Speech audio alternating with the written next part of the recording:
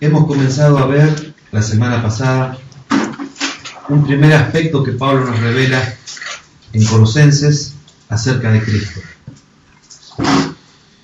Quisiera, antes de comenzar a examinar la porción que nos corresponde al día de hoy, que pudiéramos mirar un ratito más todo el texto que estamos considerando en su totalidad. Nosotros sabemos que este texto que estamos leyendo en partecitas, porque por razones de exposición, de estudio, tenemos que hacerlo así, pero que los lectores, en realidad los oyentes originales de este texto, lo escucharon en un ratito, cuando quien sería el pastor, el obispo, el anciano, como queramos llamarle, les leyó la carta que Pablo les envió como respuesta a cosas que estaban sucediendo en aquella iglesia.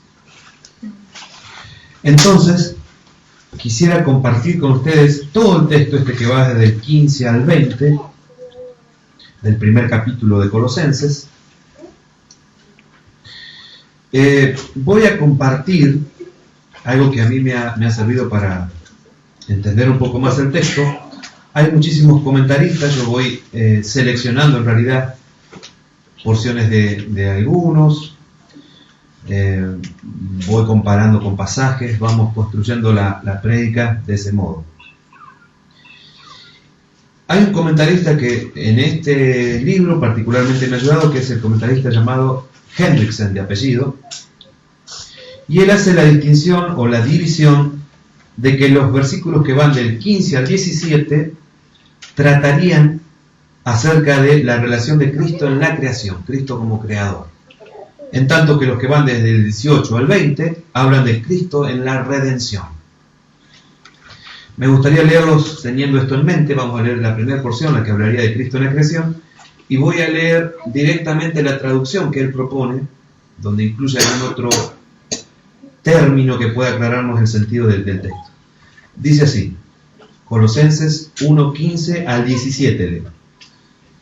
Hablando de Cristo, ¿no? El cual es la imagen del Dios invisible, el primogénito de toda criatura, porque en él fueron creadas todas las cosas en los cielos y en la tierra, lo visible y lo invisible, sean tronos o dominios o principados o autoridades, todas las cosas por medio de él y para él fueron creadas. Y él es antes de todas las cosas, y las cosas encuentran en él su cohesión. Cambió muy poquito, ¿no? Eso es, según este comentarista, yo creo que concuerdo con él, esto habla de la relación de Cristo con la creación. Ahora vamos a desarrollar un poquito más y vamos a tratar de entender un poquito más. En tanto, los versículos 18 hacia el 20 van a hablar de la relación de Cristo en la redención. Y él es la cabeza del cuerpo, la iglesia, el cual es el principio, el primogénito de los muertos, para que en todas las cosas pueda él tener la preeminencia. Porque en él plació a Dios tener morando toda la plenitud, y por medio de él reconciliar todas las cosas consigo mismo, habiendo hecho la paz mediante la sangre de su cruz, por medio de él, sean las cosas que están sobre la tierra o las cosas que están en los cielos. Ese quizá varía un poquito más. Hay un debate acerca de qué es esta porción del texto que nosotros acabamos de leer, si la escribió Pablo, si citó un himno que ya existía en la iglesia, o si tomó elementos de ese himno y reformuló alguna cosa y terminó siendo el texto que hoy leemos. Sea cual sea de estas tres posibilidades, nosotros sabemos que ha sido la inspiración de Dios obrando en la vida de Pablo, y esto hoy constituye palabra que nos va a enseñar. El texto que quisiéramos ver es la segunda parte del 15, ¿no? Donde dice, el primogénito de toda creación. Ustedes van a ver que la palabra primogénito aparece en dos oportunidades en el pasaje. Una es en la segunda parte del 15, y otra es en el 18, ¿no? Bueno, en realidad se refiere a dos cosas diferentes en el mismo pasaje. Son dos primogénitos diferentes. Vamos a considerar este primero. Antes de esto, y va a ser un salvedad sobre salvedad, quisiera hablar de una cosa previa para que tengamos un poquito más claro de qué estamos hablando nosotros. Quisiera comentar esto antes. Pablo, decíamos el otro día, está abriendo una ventana para que veamos la gloria de Dios. La gloria de Cristo, fundamentalmente, estamos viendo.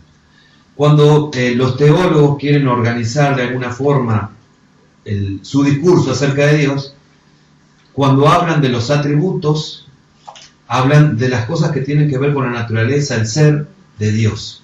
Pero cuando quieren nombrar alguna distinción entre el Padre, el Hijo o el Espíritu Santo, hablan de cualidades. Y acá está hablando claramente del Hijo, de la segunda persona de la Trinidad. Entonces estamos hablando puntualmente de cualidades que tiene Cristo, que hacen de Cristo Cristo.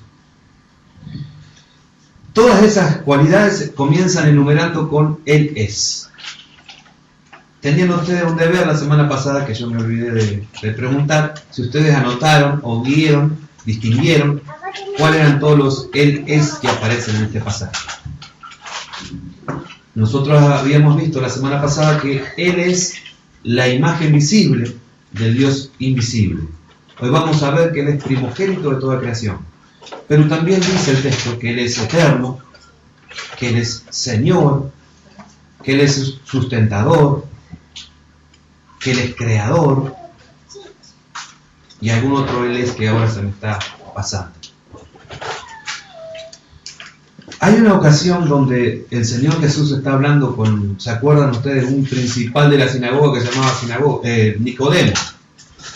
Esto ocurre en Juan 3, si no me equivoco. Y el Señor Jesús le habla en términos humanos acerca de qué cosa es nacer de nuevo. Nicodemo, mi pregunta es, ¿Nicodemo entendió lo que Jesús le quería decir con palabras muy sencillas? No. Y Jesús le dice, ¿cómo podrías entender entonces si te lo dijera con términos espirituales?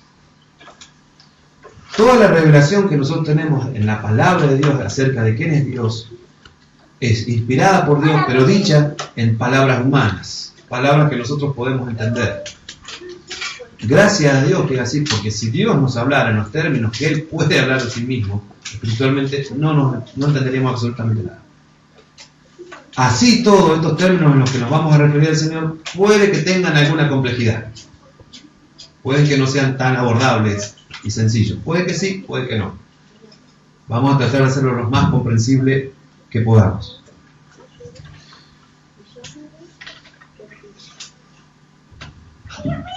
La verdad que está acá de fondo es la suficiencia de Cristo, es decir, el reconocimiento del señorío de Cristo como Señor de todas las cosas, que los hermanos de Colosas estaban perdiendo de vista y que los cristianos de todas las épocas y de todos los lugares de vez en cuando pierden de vista. Por eso debemos volver a este pasaje. Voy a terminar sacándolo porque se cae mucho. Entonces, el pasaje en sí es el que va de la segunda parte del 15, que dice acerca de Cristo, Él es el primogénito de toda creación. Quisiera comenzar citando lo que dice el comentario bíblico Mundo Hispano. Dice que la palabra primogénito, en este caso, a más de hablarnos de prioridad o de ser el primero, porque ocurre, por ejemplo, entre los testigos de Jehová, por mencionar una secta, que entienden este término primogénito como el primer ser creado. Y si fuera el primer ser creado ya no es Dios, porque Dios es eterno, es vida en sí mismo. Si ellos lo entienden así, Jesús baja totalmente degradado, ¿no? Deja de ser Dios y comienza a ser un ser creado. Ya no es Dios. No es lo que dice el pasaje. El pasaje, y con la palabra, con el término sigo leyendo, dice que además de hablarnos de prioridad o de ser el primero, también hace referencia a su soberanía sobre toda la creación. Entonces, Jesucristo no es el primer creado, sino el que está por sobre toda la creación. A eso se refiere. este término primogénito debiera ser entendido como primero en orden, pero no de creación, el supremo. El Señor está diciendo, está hablando de la soberanía y el señorío de Cristo, de eso habla este pasaje. Cuando Pablo está diciendo, Cristo es la imagen invisible del Dios que no vemos, y es el Señor de todo, porque de todo lo que sigue a continuación es una enumeración de todas las cosas que han sido creadas por Él. Todas las espirituales que no vemos y las que sí vemos, las físicas y materiales. Y todo eso es por Él y para Él. Que son dos temas que después vamos a desarrollar un poquito más en una próxima enseñanza, pero por Él habla de que Él es creador y para Él de que Él es Señor. Eso es algo interesante de este himno. Casi cada frase tiene un contenido teológico muy profundo. En otras palabras, entonces está hablando de el señorío del Señor Jesucristo. Hay una expresión que tiene Hendrickson que me gustó mucho, por eso se las comento. Ante la desconfianza o la influencia que están teniendo de algunos personajes en la iglesia de Colosas, en las iglesias de esa zona, donde están perdiendo de vista el señorío del Señor Jesucristo, o que Jesús fuera suficiente, Pablo va a comenzar a hablar de la todosuficiencia de Cristo. Ese es el término que utiliza Hendrickson. Me encantó. Todosuficiencia de Cristo. No solo la suficiencia, sino la todosuficiencia de Cristo. En Cristo está todo lo que necesitamos. Absolutamente todo. Y si no sentimos, no experimentamos, no vivenciamos que Cristo es todo, es porque todavía no conocemos lo suficientemente a Cristo. De eso nos habla este pasaje. Y nos va a servir a nosotros para comparar al Cristo que conocemos con el Cristo que nos presenta la Escritura. Cristo es la imagen visible del Dios que no vemos, del Dios que es invisible. Y es el Señor, el primero. ¿Qué va a implicar para nosotros que Él sea el primero, que Él sea el Señor? Este no es un título nomás que se da porque se da. Encontramos, por ejemplo, en Filipenses 2, del 9 al 11, lo cito medio parafraseado, se va a mencionar muchísimas veces el término nombre, la palabra nombre. Va a decir que Dios le dio a Jesús un nombre que es sobre todo nombre, y ese nombre es para que todo en el cielo y en la tierra, todos se postren y toda lengua confiese que Jesucristo es el Señor, para la gloria de Dios Padre. Es un texto que conocemos bastante. En otras palabras, podríamos decir, hablando de que Jesús es Señor, que no hay nadie por sobre de Él. Él decide, Él hace como desea, no hay nadie que pueda manipularlo, ordenarle, de alguna forma obligarlo a hacer algo que Él no quiere. No hay un poder por encima de Él. Él es Señor. Quizás hoy en nuestra cultura perdimos de vista qué quiere decir Señor, pero en la antigüedad tenía un sentido tan profundo de que era lo máximo, no, era Dios, no hay nada arriba de Él. Ese es el Señor Jesús que estamos siguiendo. No hay nada que se le pueda ni comparar, ni que esté ni cerca. Él está por sobre todo. Una cuestión que nos pasa es que a cualquier cristiano que ha transcurrido algún tiempo en la congregación, si le preguntáramos, la primera pregunta que podríamos hacernos es: ¿existe Dios? Sí, claro que existe Dios, te diría. Y bueno, ¿y es Señor? Sí, claro que es Señor. Pero después en la vida de todos los días, hay evidencias, momentos, donde no vivimos como si Él fuera el Señor de nuestra vida, donde vivimos rebelándonos contra el señorío de Cristo en nuestras vidas. Entonces, por un lado, confesamos con nuestros labios que Él es Dios, que Él es Señor, pero con nuestros actos lo negamos. Alguna gente le llama esto ateísmo práctico. O sea, no es un ateísmo teórico, no hacemos una teoría de que Dios no existe, no creemos eso, creemos que Dios existe. Pero nuestros hechos dicen otra cosa. Y tiene que haber una concordancia entre lo que hablamos y lo que decimos y lo que hacemos. Ahí está la vida cristiana puesta en acción. Este convencimiento, esta conclusión de que Jesús es Señor, no es algo que se nos vaya a ocurrir por nuestra brillantez intelectual ni porque nosotros podamos sacar muchas cuentas y podamos deducir esto y acá y allá, no. Es algo que Dios mismo nos revela, como el pasaje de Pedro, donde el Señor Jesús les pregunta a ellos: ¿ustedes quién dicen que yo soy? Y Pedro le va a hacer la famosa confesión, reconociendo que Jesús es el Señor, que es el Hijo del Dios viviente, que es el Señor. Y a lo que Jesús le va a responder: bienaventurado eres Simón, hijo de Jonás, porque esto no te lo reveló carne ni sangre, sino mi Padre que está en los cielos. No hay posibilidad que la carne y sangre descubra esto por sí misma. Podemos llegar a acceder a un conocimiento intelectual acerca de quién es Cristo, pero no va a alcanzar, no va a ser suficiente. Es lo que nos habla el pasaje de Mateo 7, 21, 23, ese famoso pasaje: no todo el que me dice Señor, Señor. ¿Cuál era la condición que este pasaje plantea? No que uno conozca de Cristo ciertas cosas, ciertos aspectos, sino que, como dice al final: y entonces les declararé, nunca os conocí, apartados de mí, hacedores de maldad.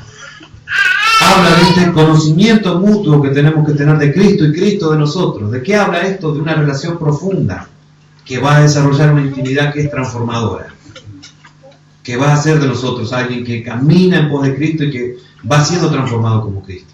Pero si no existe esta intimidad, si yo conozco de Cristo, pero Cristo no me conoce a mí porque no tengo una relación genuina, estoy haciendo como el publicano que ora a sí mismo, pero no a Dios, no se comunica con Dios, no está en relación con Dios. Esto es para pensar, ¿no? Cada vez que resistimos su palabra, ¿no será que estamos rechazando su señorío también? Cada vez que escuchamos que debiéramos vivir la vida cristiana de esta forma, ¿no? La manera que Él nos dice que debiéramos vivirla. Pero nosotros relativizamos eso, decimos: sí, pero esto no es tan malo, no es tan dañino, no me hace tanto mal a mí. A veces tenemos esa idea de que somos más fuertes de lo que pensamos, somos más espirituales y entonces el pecado va a hacernos menos mal a nosotros que al resto. Nos creemos supercristianos, a veces puede pasar eso. Pero cada vez que nosotros estamos resistiendo lo que la palabra enseña, lo que Jesús nos ha dejado acerca de cómo debiéramos vivir nuestra vida cristiana, de cómo crecer en santidad, que pasa fundamentalmente por una comunión con Él.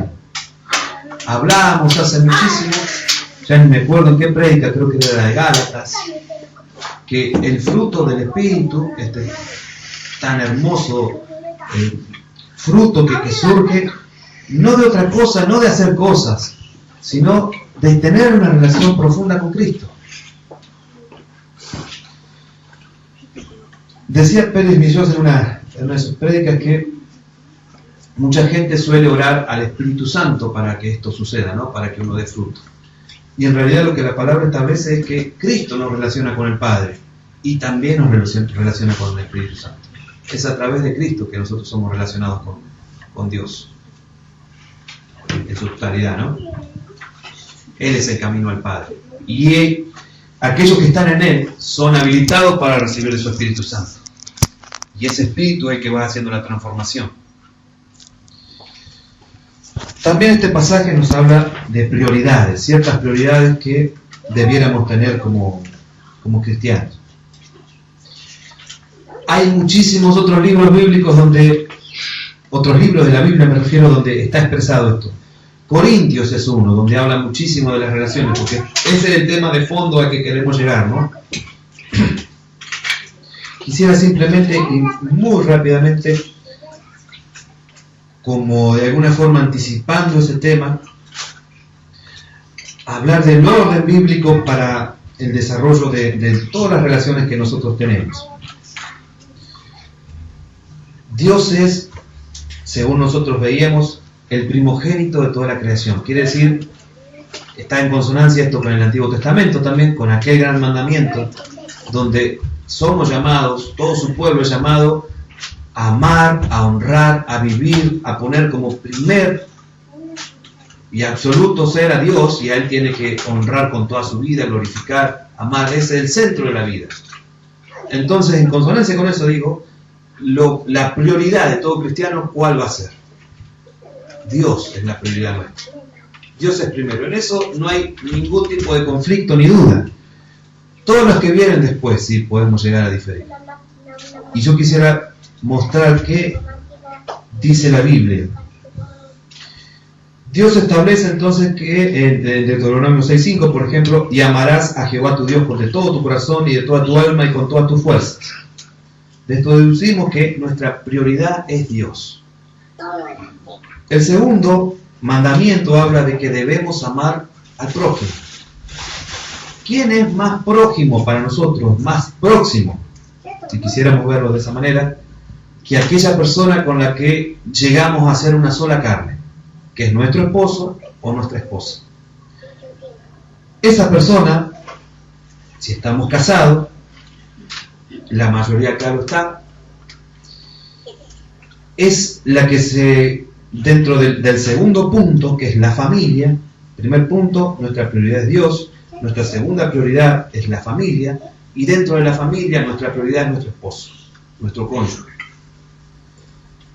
Eso lo expresa también Efesios 5:31, donde hay un orden. En realidad todo el 5 va a decir el 5:25, por ejemplo, que la manera en la que un hombre casado debe amar a su esposa es como Cristo ama a la iglesia, que se entregó por ella, ¿no? Así que hay un modo sacrificial de amor. También la esposa va a hacer todo y va a estar sujeta a su esposo como al Señor. Por supuesto que como al Señor significa como alguien que la respeta y que la ama y la cuida y le provee todo lo que ella necesita. Esto es Efesios 5:22. Luego de que está establecido este orden, va a venir lo que es el fruto de esa relación matrimonial, que son los hijos. Así que dentro de la familia van a estar primero la relación como prioridad, la relación entre el esposo y la esposa. Después la relación con los hijos. Porque con el esposo y la esposa nosotros llegamos a ser una carne, pero no con los hijos. Acá hay varias cosas importantes, miren, para nosotros los padres, ¿no? Una cosa que nos enseña tanto el Antiguo como el Nuevo Testamento es que los padres debemos todo el tiempo estar enseñando a nuestros hijos cómo conocer a Dios, y lo van a hacer desde nuestro ejemplo, fundamentalmente. Es lo que hablamos hace un ratito. O sea, podemos decir Señor, Señor, Señor, Señor todo el día y vernos a nuestros hijos que oramos todo el día, pero en cómo tratemos a nuestra esposa, en cómo tratemos a las demás personas, van a ver nuestra relación con Dios. ¿Van a conocer de Cristo o no van a conocer de Cristo? O van a decir, no, mi papá hablaba de algo, de alguien, pero en realidad no vi a Cristo en eso. Cristo no existe entonces. Nunca lo pude ver, nunca me lo reflejaron, nunca me lo enseñaron. También hay una demanda muy grande para el esposo, donde dice que además de proveer espiritualmente y materialmente para el desarrollo sano de nuestro hogar, también debemos proveer afectivamente, amor, afecto. Y algo que nos cuesta a los hombres, proveer tiempo para nuestra familia. Estamos muy ocupados muchas veces en el trabajo, pero es necesario proveer tiempo. Buscarle la manera para proveer tiempo. Nuestras familias necesitan tiempo. Es conocidísima la historia de aquel nene que le pregunta al papá que está haciéndose apuradísimo el trabajo porque llega tarde, y si llega tarde le hacen un escándalo, y está corriendo, tomando un sorbo de café, preparando la maleta y saliendo así, y diciendo chau chau, pero no habiendo pasado nada de tiempo con su familia, a las corridas, y el nene le pregunta, papá, ¿cuánto te cobran, cuánto te pagan la hora? ¿La conocen esa historia? Es muy, muy conocida. Y le contesta algo así como 200 pesos la hora. Bueno, ¿me prestás 100? No. Y a la noche vuelve y pensó todo el día en eso que le había dicho el hijo. Y va, ya llega, cuando él llega ya está durmiendo el hijo, va y le dice, ¿qué pasó hoy? Mirá, perdoname, te dije así, no. ¿Por qué querías los 100 pesos? No, porque yo estoy ahorrando y tengo 100 pesos, y si vos me prestabas 100 pesos, yo iba a tener 200. Iba a poder comprar una hora de tu tiempo. Esa es una historia media lacrimógena, pero a veces el reclamo de la familia no es tanto las provisiones de ropa y de cosas, sino de tiempo. Y es algo en lo que también tenemos que priorizar. O sea, hablo de esto porque Cristo pone un orden. Él está primero. Él es Señor. Pero ese orden no camina y hay todo un orden así. No es jerárquico, es un orden organizativo. Para que en el plan de Dios las cosas funcionen como tienen que funcionar. Nosotros muchísimas veces hablamos de que Dios es un Dios de orden. Pero después el orden lo ponemos nosotros y hacemos cualquier cosa con ese orden. Lo adaptamos a nuestras circunstancias al orden. Lo cambiamos, lo tergiversamos. Cuando Dios pone un orden, primero Él, después el prójimo, pero dentro de la categoría prójimo, el que está más próximo, es mi esposo, y después siguen mis hijos. Y para los esposos es necesario esto, no para él solo, sino para darse a los demás, no solo a través del trabajo, sino del tiempo que pasa juntos. Y esto es algo que redescubro y que si bien uno lo entiende intelectualmente, como podemos entender tantas cosas, ahora como que pasó le decía a mi esposa, de la cabeza a otro lugar. No sé exactamente dónde, pero pasó a otro lugar. Es esta frase, ¿no? El ministerio que desarrollemos en nuestro hogar es mucho más importante que el ministerio que desarrollemos en una iglesia. Nosotros estamos haciendo esta lista pensando y cuando llegue a la iglesia, ¿cómo llegar? Y la iglesia vamos a ver que está casi al último. Está primero en mi relación con Dios. Las personas que tenemos una responsabilidad un poquito más responsable de tener que administrar al resto, muchas veces corremos con el tiempo para poder ofrecer pasto a los hermanos, ¿no? Algo que puedan edificar sus vidas. Pero la realidad es que hay que tener un equilibrio porque yo vuelvo a aprender que primero tengo que edificar mi casa. Y esa tiene que ser mi prioridad.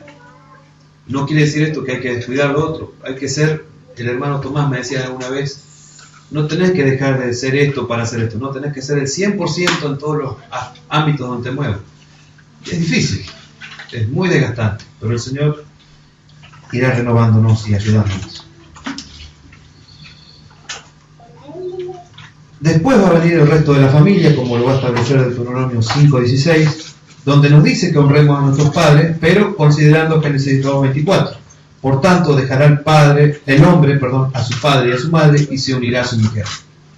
Cuando hay una nueva familia constituida, comienza a ser el más próximo el cónyuge. Después los hijos y después los padres. No quiere decir esto restarles amor, ni honra, ni nada, sino hay un orden de prioridades que ha cambiado. Y como queremos ser bíblicos, tenemos que respetar ese orden. No respetar este orden nos va a traer problemas. Después van a venir nuestros hermanos, cuñados, parientes, todo ese otro grupo de familiares. También es importante que cultivemos nuestras relaciones con ellos, pero van a venir después. Como cuarto punto va a venir nuestro trabajo. El trabajo después, cuando lo veamos en profundidad, ya a partir del capítulo 3, es algo que Dios nos ha provisto para el sustento de nuestra familia, pero es también algo que debe dar gloria a Dios y algo que debe bendecir a la sociedad. No es solamente algo de donde yo saco dinero para comer, ¿no? No es solo eso. Es algo que Dios me provee, sí, para eso, pero también un lugar desde donde debo darle gloria. Y creo que a los latinoamericanos nos cuesta mucho. Venimos con una idea de pensar el trabajo como maldición, de pensarlo como algo que si no hubiéramos pecado no tendríamos que hacer, pero en realidad está instituido antes de pecar. Antes de que el hombre cayera en pecado ya está instituido. Así que no es maldición, sino que es algo que Dios nos provee. Que nos cueste, porque también parte de la maldición fue esta, ¿no? Que con mucho esfuerzo íbamos a poder conseguir algo de trabajo. Que como muestran muchísimos lugares, por ejemplo, el Salmo 73 o 75, no lo recuerdo exactamente, a veces nos moleste mucho ver cómo el injusto progresa tan rápido no haciendo las cosas derechas, pero Dios nos muestra el fin que van a tener esas personas y a nosotros que hagamos las cosas derechas, en el orden que Él quiere. decía que también tiene que ser algo que aporte a la sociedad, algo que bendiga a todo el resto. No es solo algo que Dios me da para mí, como todo recurso que me da. Por medio de este recurso que nos ha dado, vamos a poder bendecir esta misión que queremos apoyar. Damos gracias al Señor por ese recurso tan hermoso. Y por último, de estas consideraciones, vemos que aparece la iglesia. O sea, la iglesia en el sentido del lugar donde vamos a ser formados como cristianos, donde vamos a desarrollar un ministerio. Mi concepción, creo que no estoy solo en esto, y más el pensamiento bautista apunta a que todo ministerio se desarrolle dentro de la congregación local. Esto sería una congregación local, las otras congregaciones también serían congregaciones locales, pero no en el sentido de que yo mañana ponga ministerios Gallera y salga iglesia por iglesia, sino que si llegara a surgir un ministerio así, tiene que surgir desde acá, desde un lugar, alguien que bendice a su congregación local primero, y después, si fructifica y Dios lo quiere, puede comenzar a ir a otras congregaciones y también bendecir a otras congregaciones. Pero nunca no es para eclesiástico esto, no es algo que funciona a la par de la iglesia y que está como una especie de muleta para ayudar a caminar. No es eso, es desde la congregación es que todo ministerio sano se desarrolla. La mayoría de las experiencias que tengo, no digo todas, pero la mayoría de las experiencias que conozco de ministerios que se han desarrollado aparte de una iglesia, sin tener la supervisión de un pastor, sin rendir cuenta a nadie, son lamentables. No glorifican a Dios, no edifican el cuerpo de Cristo, solo se edifican ellos mismos en el tema de que le roban a la gente en muchos casos. No es lo que queremos para nosotros, no queremos escuchar a alguien que tenga esas características, queremos que todo, y creemos esto, al menos quiero compartirles esto, que es la forma en la que la iglesia tradicional bautista ha considerado que somos una iglesia local, una iglesia en sí misma, una iglesia donde Dios va a proveer a un hermano que va a edificar desde un área, a otro que va a proveer otro que va a edificar en otra área. No es una congregación donde haya una persona que hace todo, no existe esa concepción, donde tampoco existe una concepción jerárquica, no hay alguien que sea el mandamás y el patrón, y no existe ese tipo de cosas. Y eso es una iglesia bíblica, así como seguir este orden para la familia va a asegurarnos la bendición de Dios de alguna manera no va a asegurarnos, o al menos va a evitar las consecuencias directas que puede tener el desorden. También en una congregación tener este tipo de recaudos que son bíblicos, surgen de la palabra, va a ayudarnos a que va a tratar de poner freno a no seguir a hombres. Acá nadie es más importante, todos somos hijos de Dios, igual de valiosos e importantes los ojos de Dios. No hay nadie que sea el que tenga la revelación en nada, todos compartimos de la palabra, comemos de la palabra, todos somos iguales. Hay muchísimos versículos hermosos con respecto al orden correcto de una congregación. Fíjense que si pusiéramos en práctica, no sé qué porcentaje, pero quizás un poquito más del que ponemos habitualmente, nuestra congregación fructificaría mucho más. Por ejemplo, el versículo de Gálatas 5:13, donde dice: servíos por amor los unos a los otros. O aquel que habla en Efesios 4:32: antes, sed benignos unos con otros, misericordiosos, perdonándoos unos a otros, como Dios también os perdonó a vosotros en Cristo. Hebreos 10:24, que dice: y considerémonos unos a otros para estimularlos al amor y a las buenas obras. Qué hermoso es poder meditar en este orden que Dios establece. Repasémoslo brevemente. Sería Dios, la familia. ¿Qué seguía después? ¿Se acuerdan? Dios era primero. La familia. ¿Qué viene después? El trabajo. Después, la iglesia. ¿No nos está faltando algo? Yo ya me olvidé. Dentro de la familia dijiste que el cónyuge primero, los hijos después y los padres.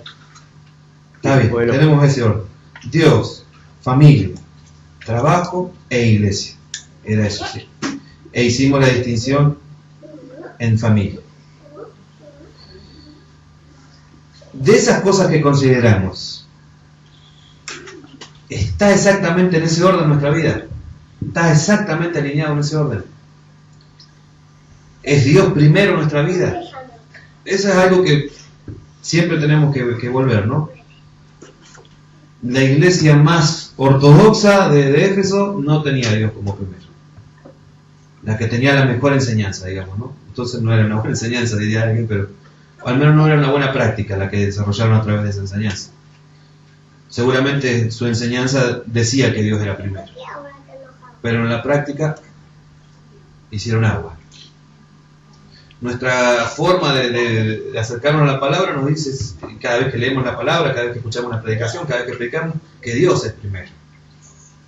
Pero ¿qué pasa? Todos los días nos devoran las situaciones urgentes, las situaciones, y bueno, si hablamos de que necesitamos dedicarle tiempo a la familia, a Dios también.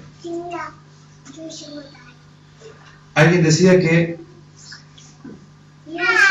entendemos la realidad económica en la que vivimos y que tenemos que desarrollar trabajo, no nos queda otro y que consume mucho tiempo, pero hablaba de esto esa persona.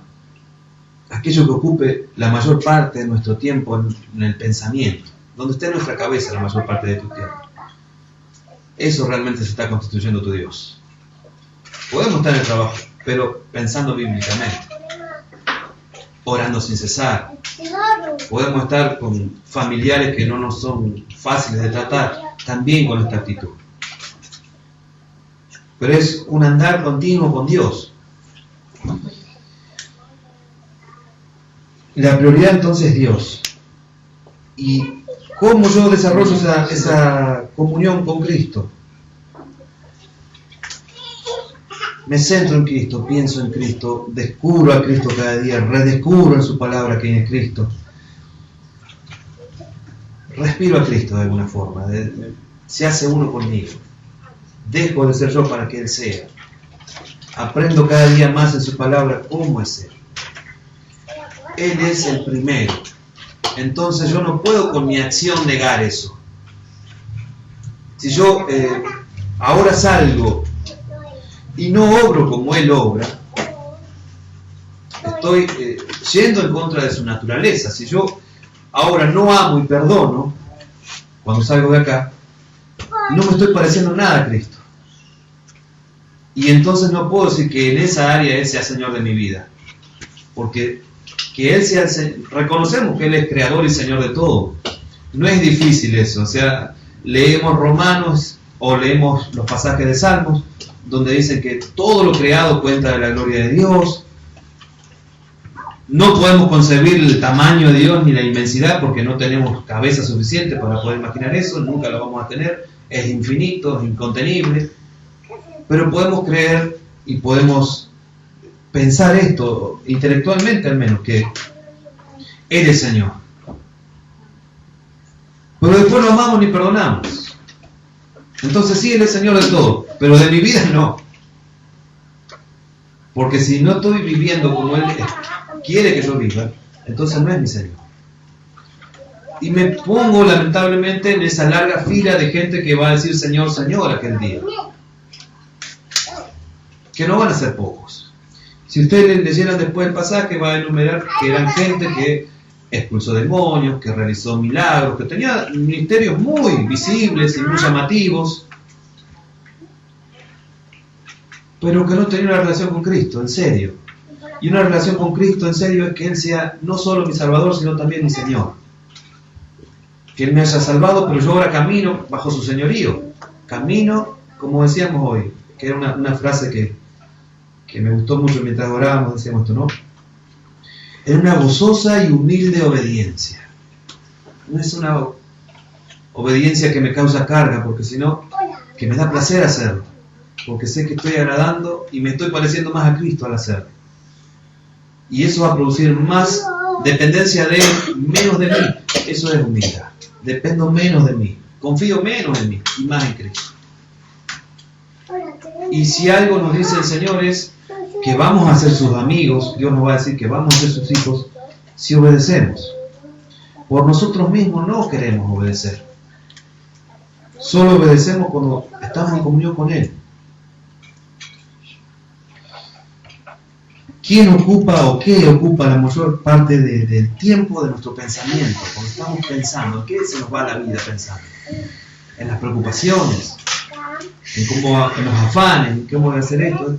¿Cuánto ocupa de ese tiempo Cristo? ¿Cuánto vemos a Cristo cada día, no? Hay algo que tenemos que trabajar muchísimo. Perdemos mucho más tiempo, pierdo mucho más tiempo, vamos a decirlo así porque es la verdad, pierdo mucho más tiempo viendo los problemas y las cosas que no están bien que en ver a Cristo.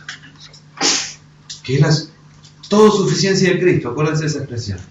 En Cristo tengo la solución absolutamente a todo. A mi vida futura, en el más allá y a mi vida presente. Lo tengo todo en Cristo. Es como la historia del tipo que se muere sin saber que hay un tesoro enterrado bajo la casa. Se muere de hambre porque no tiene que comer y no sabe que si hubiera escarbado 30 centímetros encontraba un cofre donde había millones de millones de millones para sustentar a él y todas sus generaciones, ¿no? Tenemos eso en Cristo, el tesoro más precioso. Redescubrámoslo cada día. Miremos a Cristo realmente. Mirarlo no es solamente contemplar qué grande es y todo lo que ha hecho, sino pongámonos bajo sujeción a Él, bajo el señorío de Cristo. ¿Cómo está ese orden que veíamos nosotros? Es Dios, familia, trabajo, iglesia, ministerio que podamos desarrollar en la iglesia. Y podemos a veces puedo a veces ver que ese orden de prioridades lo va determinando mis emociones. ¿Qué me pasa hoy? Cambió el orden de esas prioridades. Y la Biblia no propone un orden emocional, propone un orden. Y cuando nos alejamos de ese orden, estamos caminando sobre el barranco, o sea, no perseguimos un buen fin alejándonos del orden de Dios. Quisiera orar por esto, de que si no estamos caminando en este orden podamos primeramente ser convencidos que es el orden bíblico, porque a veces uno se puede hasta tener este convencimiento intelectual, pero necesita esto, que sea como la revelación que le hace Jesús a Pedro y de la cual dice que no se reveló por carne ni sangre, no es otro hombre que le dijo, sino que Dios mismo le comunicó eso. Y eso surge de la comunión con Dios, no surge de otra cosa. Jesús no solo nos convence, sino que nos da la fuerza para vivirlo. Pero en comunión con Él no surge de otro lugar. Muchísimas veces uno quisiera escuchar una palabra que sea 3 pasos para mejorar tu vida espiritual. Bueno, es tener comunión con Dios, pero tenerla siempre, todo el tiempo. Y Él mismo te va demostrando que hay de pecado en vos. Pero cuando te muestre el pecado, pedirle ayuda también para sacarlo. Y trabajar eso. Y el trabajar significa, no es hacerlo hoy y ya está. Comenzá a hacerlo de ahora hasta que te vayas. Ese es el gran, creo que el otro día lo hablaba con mi esposa, ¿no? El gran tema no es la cantidad de información que tenemos.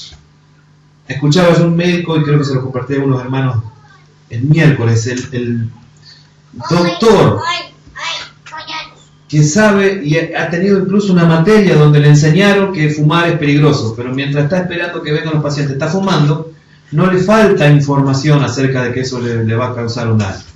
Tiene toda la información, pero simplemente no puede dejar eso. Vive de esa manera, que es contraria a la información que ha recibido. Como cristianos muchas veces recibimos muchísima formación sana, buena, la palabra, pero no la vivimos. Y el peor error es creer que eso es el cristianismo, escuchar alguna cosa y no hacerlo. Solo vamos a tener la fuerza para hacerlo en comunión con Cristo. Nadie más puede darnos esa fuerza, ni nosotros mismos. Nosotros la podemos, generalmente cuando nosotros tratamos de hacer las cosas bien, por nuestra nuestra fuerza solamente es desvinculado de Dios, de Cristo, no es por razones buenas, es para mostrarle a nosotros que pudimos, es para mostrarnos a nosotros mismos o a Dios que podemos. Es el orgullo en el fondo. Pero cuando vamos en humilde dependencia a Cristo y reconocemos que no podemos, pero que Él sí puede, porque Él es todo suficiente para nosotros, Él es el que toma las riendas y comienza a ayudarnos. Pero no es algo que pasa un día y ya.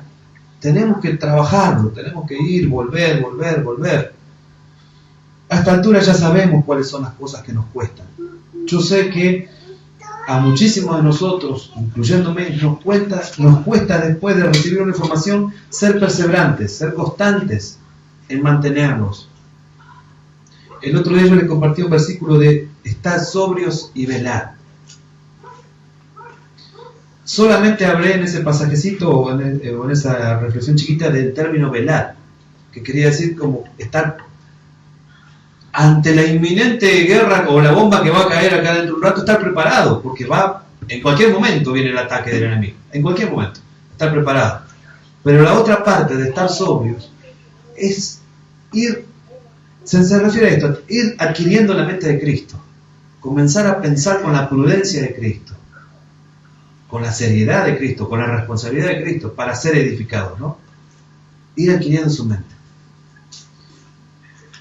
Si no vamos adquiriendo esa mente y madurando, ¿qué nos pasa? Seguimos siendo una iglesia jardín infante, que todavía estamos en salita verde y no crecemos.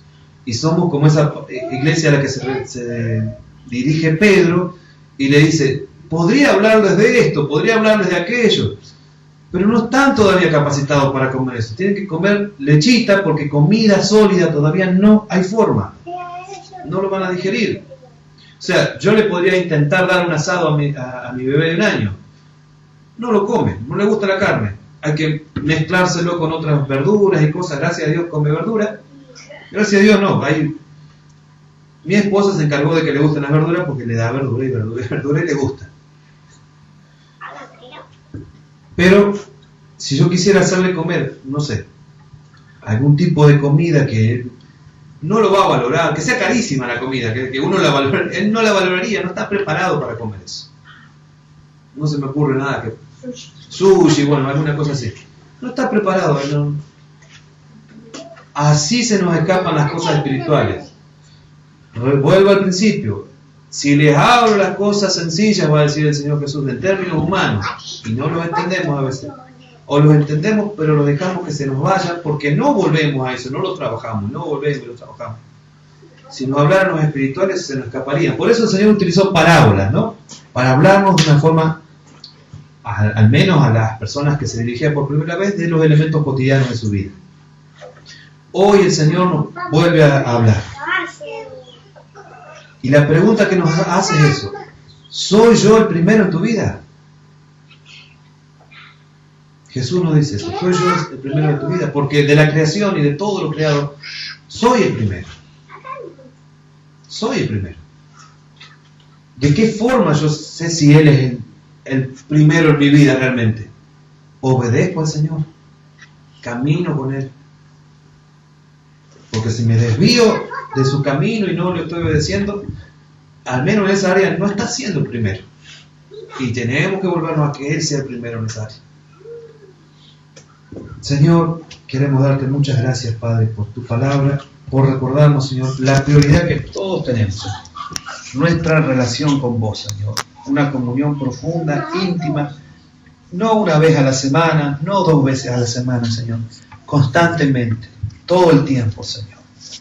Padre, que podamos aprender a disfrutar de esa relación, que la busquemos, que la deseemos, Señor, que la anhelemos, que nunca la perdamos, Padre Santo.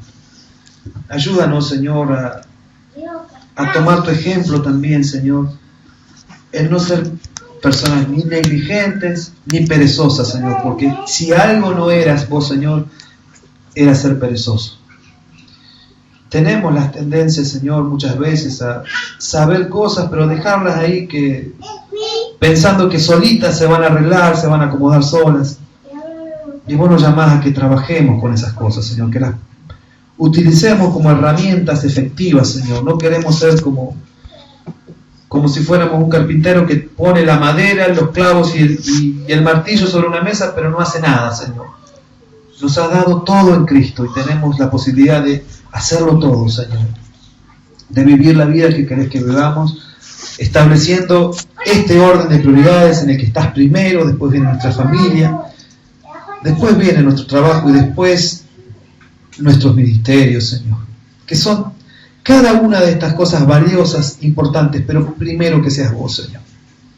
Señor, ayúdanos a tener este orden bien claro y ayúdanos, Señor, a volver a Él las veces que sea necesario, Padre, pero ayúdanos a no salirnos de Él, Señor, sino que podamos, a partir de una comunión que tengamos con vos, Señor, volver una y otra vez, Señor, al orden que estableciste, para que nuestra congregación sea edificada, para que la vida de cada uno de nosotros sea bendición, Señor. Padre Santo, oro por cada uno de mis hermanos, Señor. Oro por aquellos, Señor, que tienen la tarea tan valiosa, tan imprescindible, Señor, de ser hombres en su casa, Padre, de ser padres también, sabiendo la enorme responsabilidad que delega, Señor, pero sabiendo que si ponemos nuestra mirada en vos, Padre Santo, vos sos suficiente para capacitarnos, para guiarnos, para ayudarnos, Señor, a desarrollar esa enorme tarea. No hay suficiencia en nosotros, no hay fuerzas en nosotros suficientes. Solamente cuando nos apoyamos en vos, solamente cuando buscamos tu guía, tenemos esa fuerza, Señor. También oro por nuestras hermanas, Señor, en la tarea tan compleja a veces, Señor, tan difícil de administrar cosas en el hogar, de pasar más tiempo con los hijos a veces, Señor, de tener que soportar a los esposos muchas veces que vienen cansados de su trabajo, Padre Santo. Pon, Señor, un corazón que, como dice tu palabra, esté sujeto a ti, Señor, y que en amor también esté sujeto a su esposo, Señor. Y que los esposos no tomen eso como ocasión para someter a su esposa, Señor, sino que sea siempre un mutuo desarrollo de amor el que establezcamos, Señor, un amor que proceda de ti, Señor, no de nuestras pasiones, Padre Santo. Ayúdanos también, Padre Santo, a desarrollar relaciones sanas con el resto de nuestras familias. Y ayúdanos, Señor, a ser de gloria para ti y de bendición para la sociedad en nuestros trabajos, Señor. Ayúdanos, Señor, a ser personas que edifiquen a otros en nuestras congregaciones, Señor. Y a no anhelar nada más que ser aquel que sirva en nuestras congregaciones, Padre Santo. Te damos gracias, Señor, y que hoy podamos salir teniendo, Señor, este deseo de que si en algún área todavía no sos, Señor, en nuestras vidas, es imprescindible que lo seas, es absolutamente necesario que llegues, Señor, a ser Señor de toda nuestra vida, Señor. Que podamos obedecer todo el tiempo, con todo lo que somos, Señor, a todo lo que deseas, Padre Santo. Y que podamos, al darte gloria, Señor, obtener placer, Padre Santo. Gracias, Señor. Gracias, Señor, por revelarte a nuestras vidas, Señor. Gracias por ser el Dios que no cambia. Por eso sos el Dios en el que podemos confiar. Gracias por ser el Dios eterno, Señor. El Dios que nada puede mover, que ninguna circunstancia va a hacer variar. Gracias porque podemos apoyarnos en vos, Señor. Porque podemos descansar, Señor. Y gracias por ser el Dios que sustenta no solo el universo, Señor, sino nuestra vida cada día. Gracias por ser nuestro proveedor, Padre Santo. Ayúdanos también, teniéndote como modelo, a ser a los esposos proveedores en nuestros hogares, Señor. Como aprendíamos hoy, no solo de lo espiritual, no solo de lo material, también del tiempo, también del amor, Señor. Gracias te damos, Jesús. Gracias, Señor. Amén.